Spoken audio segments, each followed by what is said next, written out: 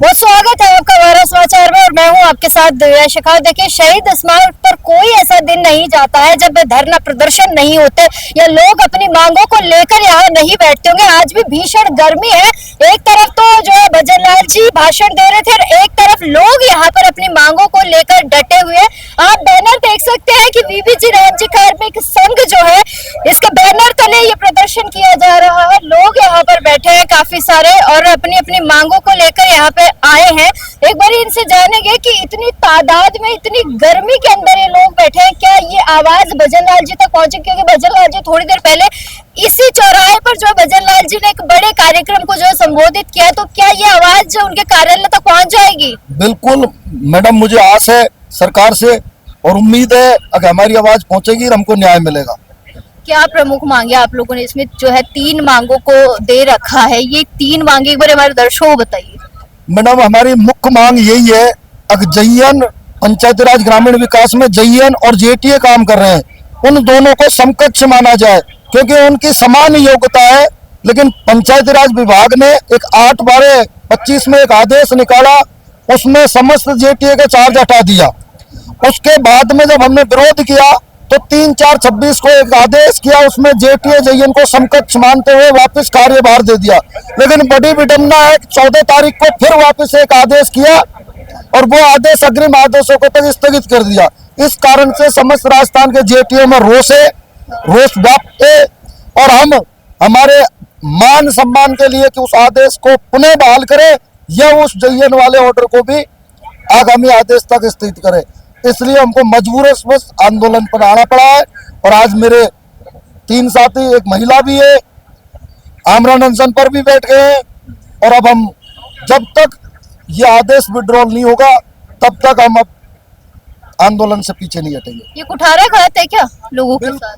बिल्कुल मैम, ये कुठाराघात है क्योंकि एक ही आदेश को 3 बार कर रहे हैं, जबकि जो ग्रामीण कार्य निर्देशिका है जिसको माननीय मंत्री डॉक्टर किरोड़ीलाल मीणा और दिलावर जी ने अनुमोदन करने के पश्चात यशस्वी मुख्यमंत्री जी ने उस पर हस्ताक्षर किए। वो ग्रामीण कार्य निर्देशिका स्पष्ट बोल रही है कि जेटीए जयन समान है। उनकी अवहेलना करते हुए ये आदेश किए हैं अधिकारियों ने। आप लोगों के जो जेटीए है और जयन काम दोनों का समान है? बिल्कुल, काम भी समान है, योग्यता भी समान है और जो एग्जाम का पैटर्न है वो भी सेम है, सब कुछ सेम है। और लगभग 2014 से हम बरोबर से सेम काम कर रहे हैं दोनों, लेकिन अभी फिलहाल ये आदेश करके हटाया है। 5 लोग जो है ये भूख हड़ताल पर बैठे हैं। आइए जरा इन 5 लोगों से बात करेंगे क्योंकि आप समझ रहे हैं कि गर्मी बहुत ज्यादा है और उस गर्मी में भूख हड़ताल पर बैठना बहुत बड़ी बात है। आप देख सकते हैं कि अपन शहीद स्मारक पर हैं। आप कौन है, आप में से भूख हड़ताल पे कौन बैठा? आप 5, आप दोनों महिलाएं भी हैं।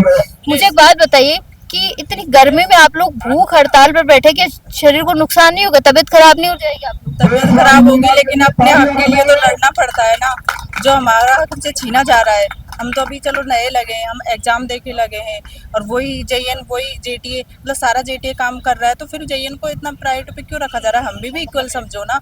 तो ये तो सरकार की गलती है कि एग्जाम दे के भी हमें वो उनसे नीचा आंका जा रहा है और संविदा पे रखा जा रहा है। वो तो चलो ठीक है, लेकिन पहले पूरा काम पीआरडी का जेटी ही करते थे, लेकिन अब उनको दे दिया, ऐसा क्यों? तो हम हमारे हक के लिए लड़ रहे हैं, इस वजह से हम भूख हड़ताल पे बैठे हुए हैं। सर आप बताइए कि संविदा पे आप लोगों को संविदा का दर्जा दिया जा रहा है, तो आपको जो तनख्वाह मिलती है वो किस आधार पर दी जाती है? वो संविदा वाली ही मिलती है? हाँ मैडम, वो तनख्वाह तो 16,900 मिलती है, निर्धारित कर 16,900 रुपए। जी मैडम जी। और 18 साल से काम कर रहे हैं मैडम। और एक जयन की तनख्वाह की बात करें तो जयन की तनख्वाह तो 30 हिस्सा भी नहीं मिलता मैडम। 30 हिस्सा भी आप जी। कभी सरकार ने, आप 18 साल से काम कर रहे हैं, सरकार ने कभी इस ओर ध्यान देने की कोशिश नहीं की? बिल्कुल काम ध्यान, आप लोग उतना ही कर रहे हैं। काम बराबर कर रहे हैं मैडम। जयन और जेटी इक्वल काम करते हैं और इक्वल जीकेएन में लिखा हुआ है कि साहब जयन और जेटी दोनों इक्वल है, फिर भी हमारे साथ नाइंसाफी हो रही है।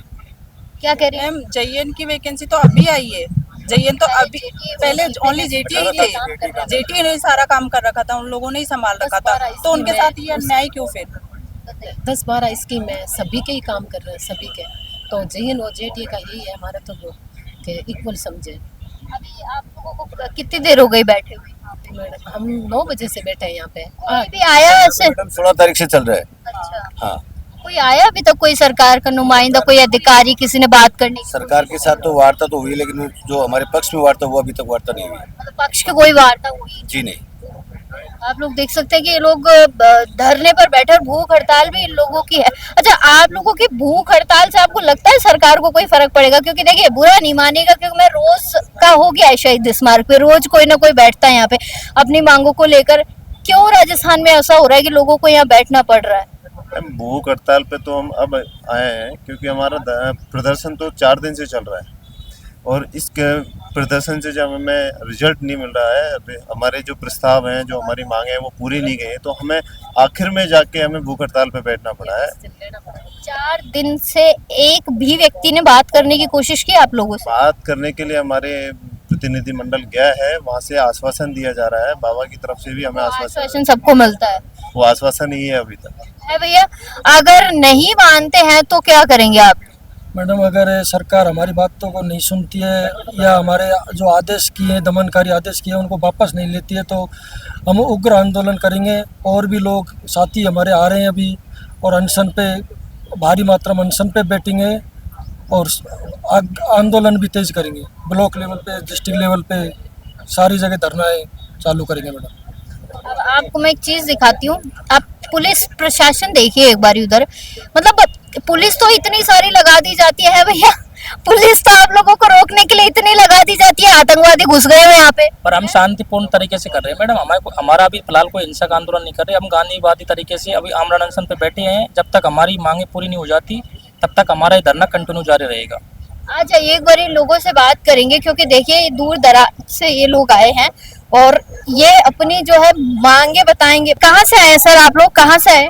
नागौर पर्वत सर से। नागौर पर्वत सर से आए। अब क्या कहेंगे भजन सरकार को? भजन सरकार क्यों हठ धर्मिता पे है?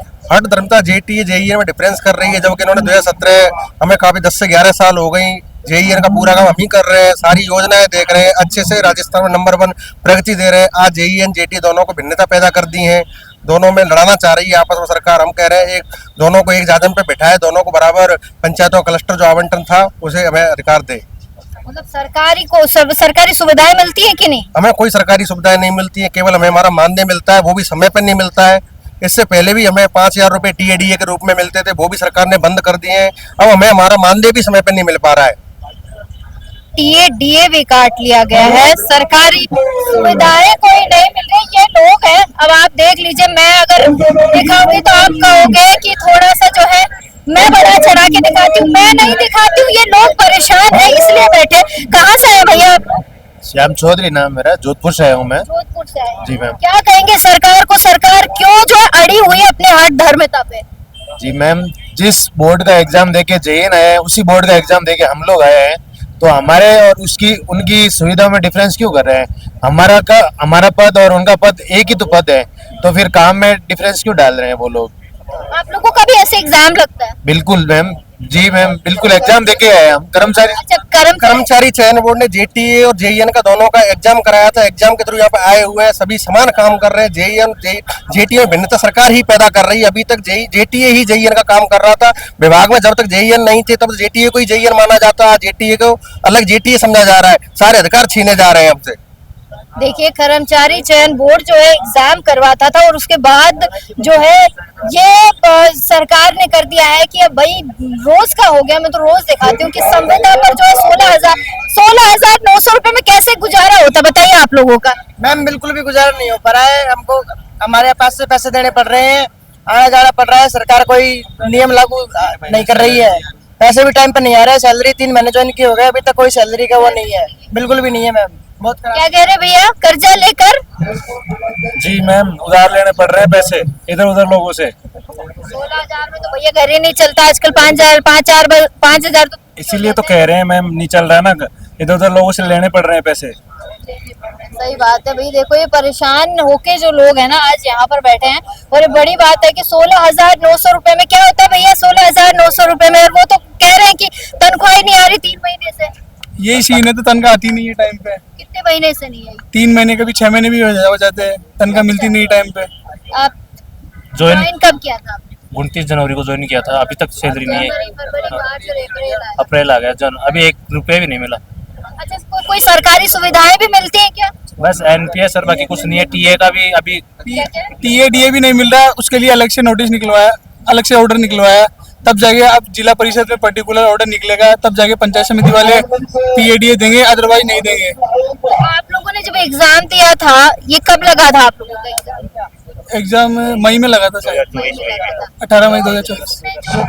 इसमें जो रूल्स रेगुलेशंस होते हैं वो सारे सरकारी होते हैं? सरकारी नहीं है मैम, बस CSR 2022 कॉन्ट्रेक्चुअल रूल आया था, उसके तहत है ये। बस करवाता कौन एग्जाम? RSSMB बोर्ड, अधीनस्थ बोर्ड करवा? अधीनस्थ बोर्ड ने करवाया था, और ये कॉन्ट्रैक्ट पे हुई थी भर्ती। अब आश्वासन ये दिया जाता है कि 3 साल में या 5 साल में परमानेंट कर देंगे, अब देखते हैं क्या होता है। बहुत सारे लोग हैं जो 18 साल से बैठे हैं, वो पुराने हैं, उनको CSR रूल में बाद में लिया गया है, इसलिए उनको इतना टाइम हो गया। बट अब देखते हैं गवर्नमेंट क्या करती है, परमानेंट करेगी या फिर आश्वासन ही देगी। तो आप लोग देख सकते हैं, कैमरा घुमा के दिखाओ भाई, बहुत सारे लोग हैं जो अपनी अपनी मांगों को लेकर बहुत दूर दूर से आए हुए हैं, और इतनी गर्मी है इसके बावजूद भी लोग यहाँ पर बैठे हैं। मैं कई बार आपको दिखाती हूँ, कई बार तो क्या रोज का ही हो गया कि इसी शहीद स्मारक से कहते हैं कि लोगों को न्याय मिलता है, न्याय की जगह, लेकिन यहाँ न्याय के लिए लोग बैठे हैं। धूप इतनी भयंकर हो रखी है और उसके बाद ये लोग बैठे हैं। कहाँ से आए भैया? सीकर से। एक बात बताइए, सरकार क्यों हठधर्मिता पे, क्यों लोगों को यहाँ बैठना पड़ रहा है? मैडम, सरकार हठधर्मिता पे है, क्योंकि पहले तो जैसे हम यहाँ 2008 से इस योजना के ग्रामीण विकास पंचायत राज में काम कर रहे हैं। उस टाइम पे सरकार की जन कल्याणकारी योजनाओं को धरती पे उतारने का पूरा काम, ग्रामीण क्षेत्र में पूरा काम हम करते थे। अभी सरकार ने एक आदेश निकाला जिसके अंदर JN और JTA को इक्वल माना है। पहले तो क्या है कि एक GKN बनाई गई है, GKN 2025 बनाई गई है, जो अपने माननीय मंत्री महोदय मदन जी जिला और माननीय मंत्री महोदय किरोड़ी लाल जी के द्वारा तैयार की गई। उनको अपने CM साहब ने अनुमोदन किया है। उसके अंदर JTA को JN के इक्वल, JN JTA को इक्वल माना गया है। इक्वल आदेश भी दिया गया है अभी फिलहाल के थोड़े दिन पहले। अब उस आदेश को ये विड्रॉ कर दिया गया है। मतलब इक्वल माना, लेकिन कोई इक्वालिटी नहीं है। नहीं मैडम, पोस्ट जो अपने क्वालिफिकेशन है वो सेम है, सबकी क्वालिफिकेशन सेम है। सब पुराने आदमी कंटिन्यू 15-15 साल से काम कर रहे हैं, नॉलेज भी उनको, नए बंदे हैं उनको फिलहाल में क्या नॉलेज? हाँ, जो पुराने हैं उनको तो नॉलेज है ही। हाँ बिल्कुल नॉलेज है ही। और इक्वल पोस्ट है, इक्वल पोस्ट अपने GKN के अंदर मानी गई है। दूसरी बात है उनकी क्वालिफिकेशन है वो सेम है, JN की भी वही क्वालिफिकेशन है, JTA की भी वही क्वालिफिकेशन है जी। चलिए, बहुत शुक्रिया। तो आप लोग देख सकते हैं कि JTA की भी वही क्वालिफिकेशन और JN की भी वही क्वालिफिकेशन, उसके बावजूद जो है संविदा पे रख रखा है, क्यों पकड़ नहीं कर रखा है। इनका जोश देख लीजिए, धूप में भी जो है जोश कम नहीं हो रहा है लोगों का। ये आवाज जो है, मुझे लगता है भजन लाल जी तक इनकी आवाज तो जरूर जानी चाहिए। और थोड़ी देर पहले यहाँ पर जो है भजन लाल जी ने संबोधित किया था एक कार्यक्रम